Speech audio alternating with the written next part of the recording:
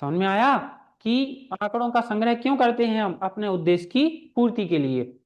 जैसे एक शिक्षक जानना चाहता था कि गणित में विद्यार्थियों का प्रदर्शन कैसा है, इसके लिए वह टेस्ट के अंक एकत्रित करता है। क्या करता है बेटा?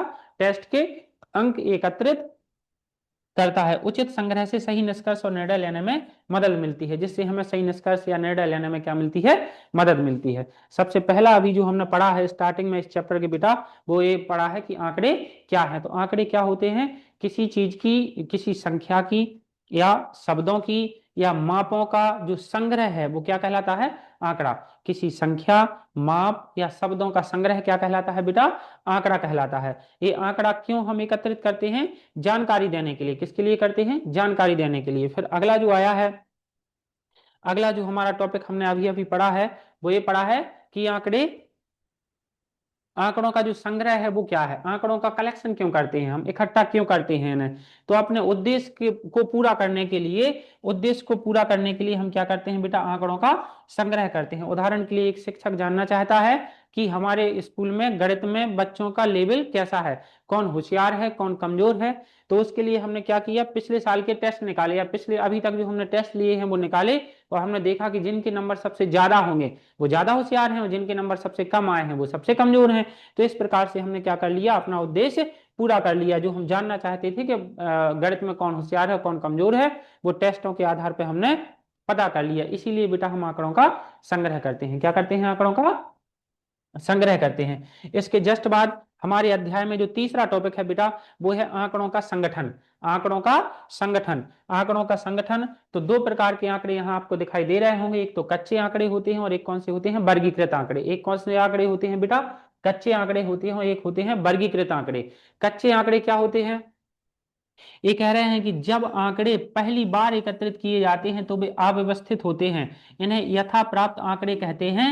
इनसे निष्कर्ष निकालना कठिन होता है। जब कोई आंकड़ा पहली बार लिया जाए, पहली बार जब आंकड़े को इकट्ठा किया जाता है तो वो कौन सा आंकड़े कहलाते हैं बेटा? कच्चे आंकड़े कहलाते हैं। कच्चे आंकड़े इसलिए कहलाते हैं क्योंकि ये पहली बार एकत्रित किए गए हैं, ये अव्यवस्थित होते हैं। मतलब हो सकता है कि कहीं पर गलती हो गई हो। जैसे हम आपसे कहें कि भाई अभी तक हमने इंग्लिश की लैंग्वेज में कोई निबंध नहीं लिखा, हम आपसे कहें कि भाई इंग्लिश में निबंध लिख दो, आपने पहली बार लिख रहे हैं तो आपकी बहुत सारी चीजें होंगी जिसमें गलतियां होने के चांस रहेंगे। तो वो जो आंकड़े होंगे वो आपके क्या कहलाएंगे? कच्चे आंकड़े। जब पहली बार आंकड़ों को इकट्ठा किया जाता है तो वो कैसे आंकड़े कहलाते हैं? कच्चे आंकड़े कहलाते हैं। ये अव्यवस्थित होते हैं, इन्हें यथा प्राप्त आंकड़े कहते हैं। इससे निष्कर्ष निकालना बेटा कठिन होता है। हम इसके आधार पर कोई निर्णय नहीं ले सकते। अगर किसी ने कोई पहली बार काम किया है तो उस आधार पर हम ये नहीं कह सकते कि वो अच्छा है उस काम में या बुरा है। इसके जस्ट बाद वर्गीकृत आंकड़े कौन से होते हैं? ऑर्गेनाइज्ड डाटा क्या होता है? आंकड़ों को समझने योग्य बनाने के लिए हम उन्हें तालिकाओं या समूहों में व्यवस्थित करते हैं। इससे जानकारी जल्दी समझ में आ जाती है। मतलब आंकड़ों को समझने के लिए हम क्या करते हैं? उन्हें तालिकाओं में बनाते हैं। जैसे हमने तुम्हें एक एग्जांपल दें, हमने आपसे कहा कि हमारे विद्यार्थी, हमारी क्लास में 10 लड़के हैं और 10 लड़कियां हैं। इनको हमने यहाँ लिख दिया लड़कों की संख्या, लड़कों की संख्या, और एक साइड लिख दिया लड़कियों की संख्या। यहां पर लिख दिया विद्यार्थियों की संख्या। और हमने आपसे कहा कि बताओ भैया कितने लड़के हैं कितनी लड़कियां हैं। तो हमारे पास मान लो कि 10 टोटल विद्यार्थी हैं, 10 में से 3 लड़के हैं और 7 लड़कियां हैं। तो ये कहलाएंगे हमारे वर्गीकृत आंकड़े। कौन से आंकड़े कहलाएंगे? वर्गीकृत आंकड़े। हमारे पास टोटल विद्यार्थी थे 10, 10 में से लड़की कितनी, लड़के कितने थे? 3, और लड़कियां कितनी थी बेटा? 7। तो ये कैसा आंकड़ा हो गया? वर्गीकृत। क्योंकि इसको क्या किया गया है? तालिका या समूह में व्यवस्थित किया गया है, एक सारणी बना करके प्रॉपर दिखाया गया है। तो जब आंकड़ों को एक सारणी या तालिका के रूप में व्यवस्थित किया जाता है तो वो कौन से आंकड़े कहलाते हैं? वर्गीकृत आंकड़े। और जब आंकड़ों को पहली बार इकट्ठा किया जाता है तो वो कौन से आंकड़े कहलाते हैं बेटा? कच्चे आंकड़े कहलाते हैं। कौन से आंकड़े कहलाते हैं? कच्चे आंकड़े कहलाते हैं। इसके जस्ट बाद बेटा अब हमारा जो अगला टॉपिक आ रहा है आपके अध्याय का, वो है मिलान चिन्ह। इनको टैली मार्क भी बोलते हैं। क्या बोलते हैं इंग्लिश में? Tally mark. मिलान चिन्ह क्या होते हैं? ये दिखाई दे रहे होंगे आपको। मिलान चिन्ह क्या है? तो आंकड़ों की गिनती करने का एक आसान तरीका है। किसी आंकड़े की हमें गिनती करनी है तो उसको गिनती करने का जो आसान तरीका है वो क्या कहलाता है बेटा? मिलान चिन्ह कहलाता है। आंकड़ों को गिनती करने का आसान तरीका क्या कहलाता है? मिलान चिन्ह कहलाता है। मिलान चिन्ह एक लकीर, जैसे एक लकीर है तो एक बार के लिए प्रदर्शित की जाती है। एक लकीर किसके लिए प्रदर्शित की जाती है? एक बार के लिए। यदि चार लकीरें हैं तो वो किसके लिए प्रदर्शित की जाएंगी? चार बार के लिए। चार लकीरें हैं तो कितनी बार के लिए प्रदर्शित की जाएंगी? चार बार के लिए। और पांचवी गिनती के लिए एक तिरछी रेखा खींचते हैं। अगर पांच की गिनती करनी है तो हम क्या कर देंगे? एक तिरछी रेखा खींच देंगे। जैसे हमने आपसे कहा एक लाइन खींचा तो एक को ही प्रदर्शित करेगी, चार लाइनें खींची तो ये चार को ही प्रदर्शित करेगी। लेकिन हमने एक दो तीन चार और एक तिरछी लाइन खींच दी तो इसका मतलब होगा पांच। इसका मतलब क्या होगा?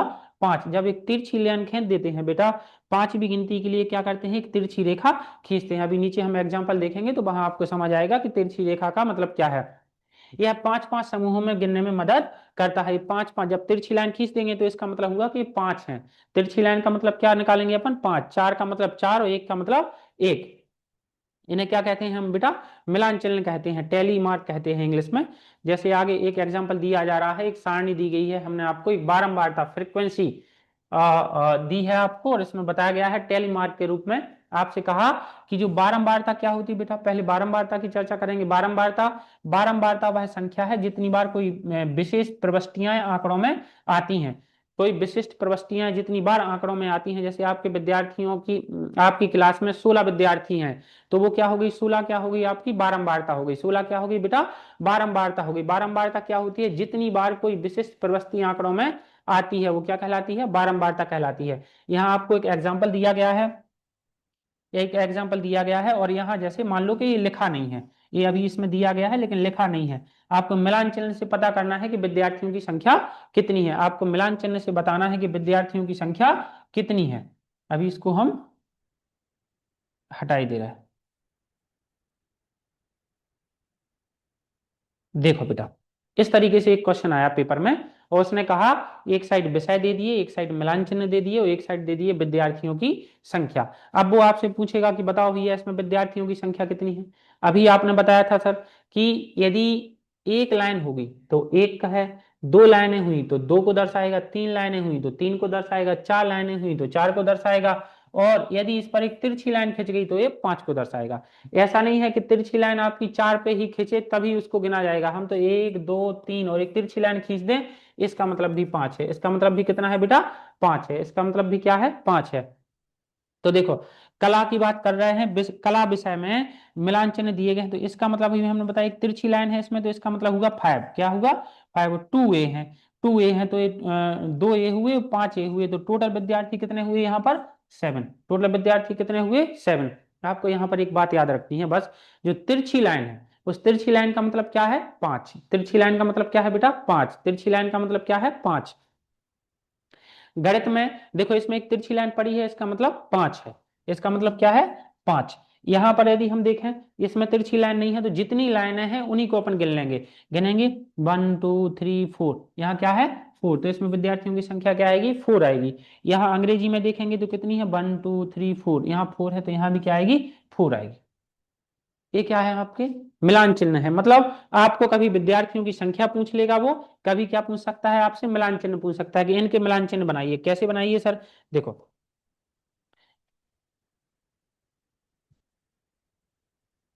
देखो ये सात था इसका आंसर, इसका आंसर फाइव था, इसका आंसर भी फोर था, और इसका आंसर भी क्या था? फोर था। अब जैसे हम इसको हटाते हैं,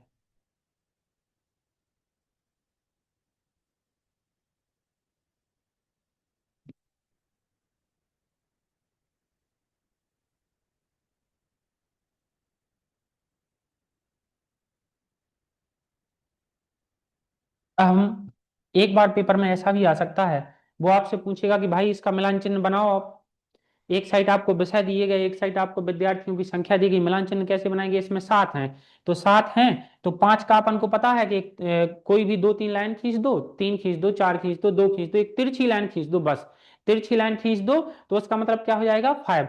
तो हमने यहाँ पर क्या किया? वन टू थ्री कुछ भी करके एक तिरछी लाइन निकाल दी, तो इसका मतलब क्या हो गया? फाइव।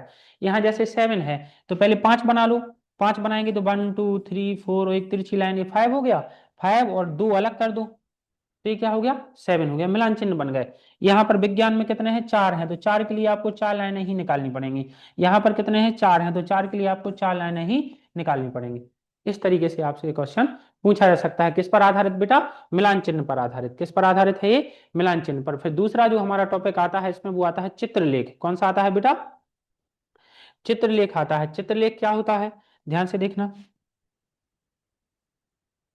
चित्रलेख क्या है? इसमें चित्रलेख आंकड़ों को संकेतों या चित्रों का उपयोग करके प्रदर्शित करता है, जिसमें चित्रों का उपयोग होता है। किसका उपयोग होता है? चित्रों का। मिलान चिन्ह में डंडों का प्रयोग करते थे अपन, और चित्रलेख में किसका प्रयोग करते हैं बेटा? चित्रों का प्रयोग करते हैं। और यह दिखने में आकर्षक होता है और समझने में आसान होता है। दिखने में आकर्षक होता है लेकिन समझने में कैसा होता है? आसान होता है। एक संकेत कई वस्तुओं को दर्शा सकता है। एक संकेत कई वस्तुओं को दर्शा सकता है। जैसे यहाँ एक कार किसके बराबर है? 100 कार के बराबर भी हो सकती है, 1000 कार के बराबर भी हो सकती है। आपकी एनसीईआरटी में ऐसा एक क्वेश्चन दिया गया है। इसका उपयोग अक्सर तुलना करने के लिए किया जाता है। और इसका उपयोग क्या के लिए करते हैं बेटा? तुलना करने के लिए। तो ये तो पढ़ लिया हमने चित्रलेख के बारे में। चित्रलेख होते क्या है? चित्रलेख में आंकड़ों, देखो, मिलान चिन्ह से भी आंकड़ों को दर्शाते हैं, चित्रलेख से भी आंकड़ों को दर्शाते हैं, दंड लेख पढ़ेंगे अभी अपन, उससे भी आंकड़ों को दर्शाते हैं। तो चित्रलेख से दर्शाते किसे हैं? आंकड़ों को। चित्रलेख से किसको दर्शाते हैं? आंकड़ों से दर्शाते हैं। किसके द्वारा दर्शाते हैं? चित्रों या संकेतों के द्वारा। ये दिखने में आकर्षक होते हैं और समझने में आसान होते हैं। यह संकेत कई एक संकेत कई वस्तुओं को दर्शा सकता है इसमें, और इसका उपयोग अक्सर तुलना करने के लिए किया जाता है। जैसे बेटा यहाँ एक एग्जांपल दिया गया है कि number of apples sold by 3 vendors in a day. यहाँ आपको वेंडर दिए गए हैं, मतलब बेचने वाला दिया गया है। यहाँ नंबर ऑफ एप्पल दिए गए हैं। एक एप्पल का मतलब कितना है? 5 एप्पल। एक एप्पल, जहाँ एक चित्र का मतलब क्या है? 5 एप्पल है। एक सेब का मतलब यहाँ कितने बताया गए हैं? 5 सेब। तो एक बात बताओ, ये वेंडर नंबर 1 है, ये बेचने वाला व्यक्ति है। एक वेंडर ने 2 सेब बेचे।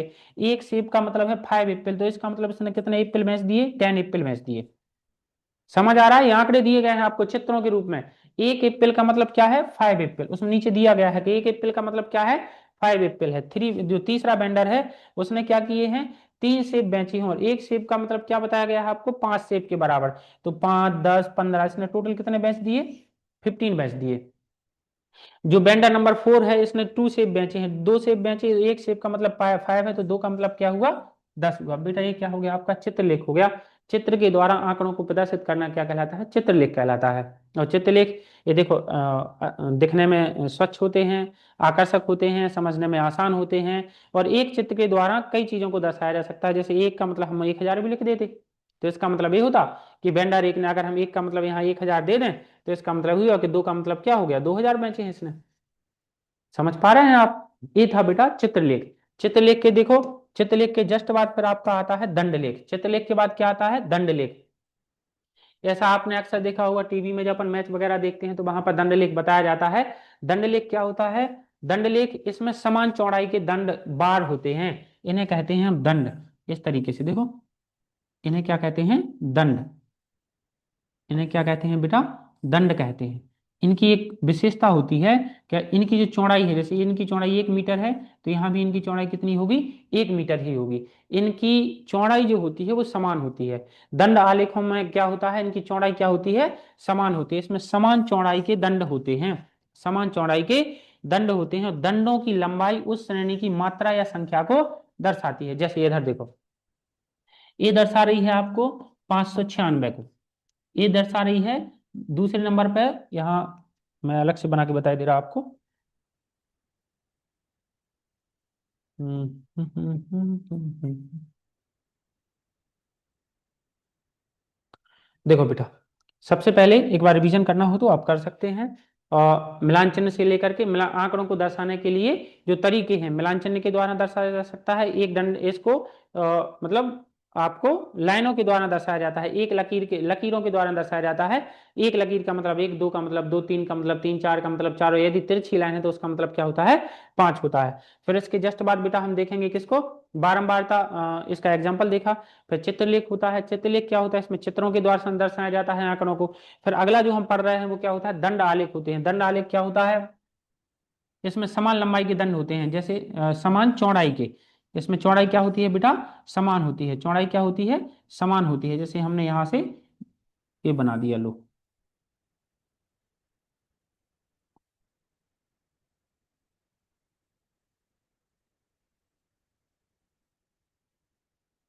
इनकी चौड़ाई कैसी है? समान है। जैसे इसका मतलब है ये 5, तो ये 7, और ये 10, ये क्या हो गया? 15 हो गया।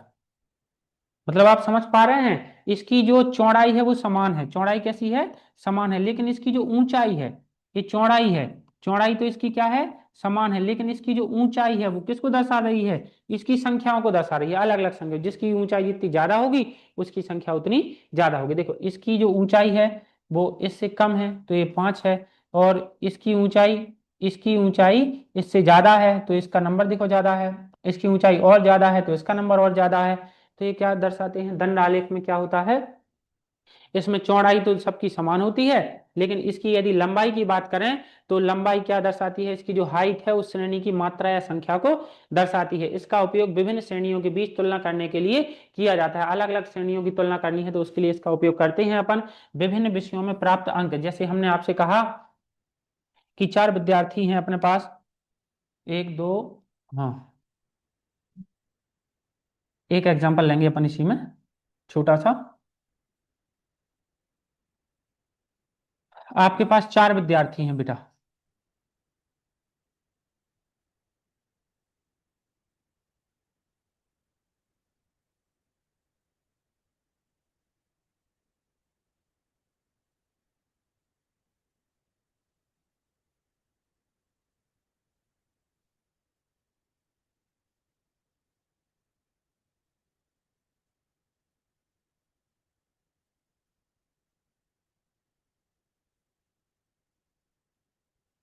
ए,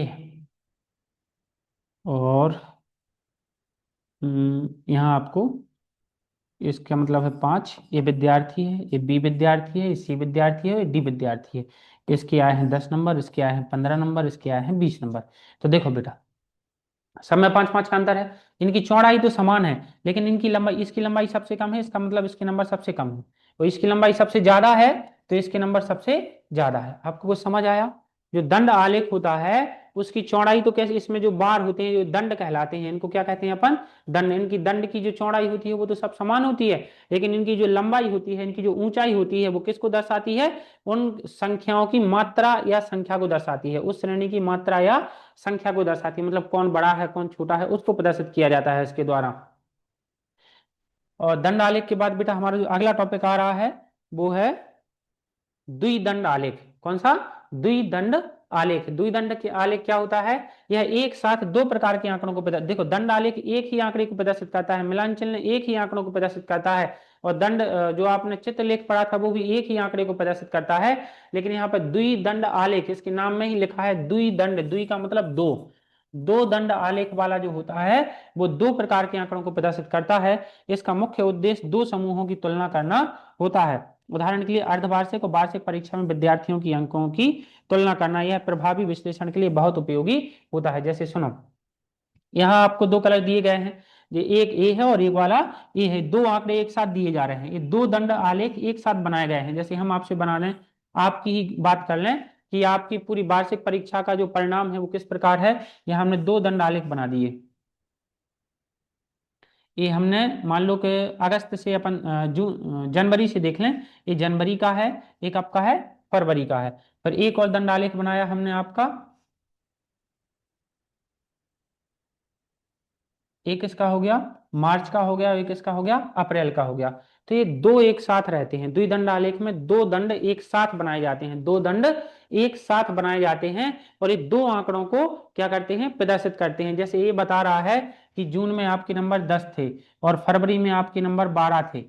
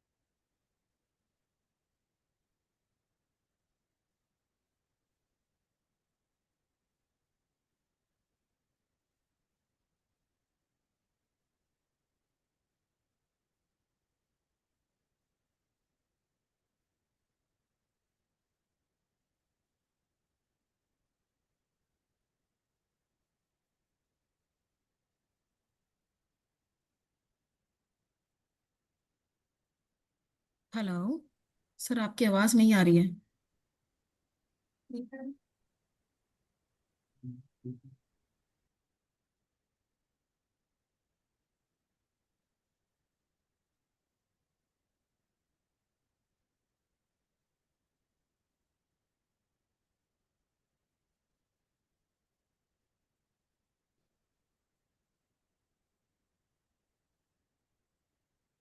हमारे में है नहीं, कई मोबाइलों में ऐसा रहता बेटा कि ये जो वृत्त चार्ट बना करके वो बताते हैं कि आपने किस ऐप पर कितना टाइम खर्च किया है। जैसे अभी अपन एग्जांपल देखते, यहाँ एलो का मतलब है कि अपने मोबाइल में बहुत सारे ऐप होते हैं, व्हाट्सअप होता है, कॉल होता है मैसेंजर होता है, तो उन सारी चीजों को अपन यहाँ देख। पीले का मतलब है फेसबुक, इस रेड